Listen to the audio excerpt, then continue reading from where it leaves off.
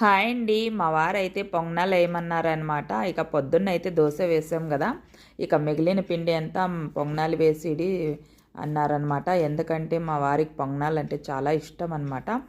ఇక అందుకని ఆనియన్స్ పచ్చిమిర్చి కట్ చేసి బాగా కలిపేసి, ఇక చూడండి ఈ ఉక్కు పెన్నం మీద అయితే సూపర్ టేస్ట్ ఉంటాయన్నమాట పొంగనాలు అయితే. ఇక కాస్త ఆయిల్ అప్లై చేసి, ఫస్ట్ సారికి ఒకటే కాస్త ఆయిల్ ఎక్కువ వేసి అప్లై చేసుకోవాలి పెన్నానికి. ఎందుకంటే పొంగనాలు కాస్త అంటుకోపోతాయి అన్నమాట. ఇక రెండోసారి బాగా వచ్చేస్తాయి. ఇక ఇక చూడండి పిండి అయితే వేసేసాం కదా, కాసేపు అయిన తర్వాత మనం తిరిగేసుకోవాలి. చూడండి ఎంత బాగా వస్తున్నాయి కదా, టేస్ట్ కూడా సూపర్గా ఉంటాయండి. ఉక్కు పెన్నం మీద చాలా అంటే చాలా బాగుంటాయి.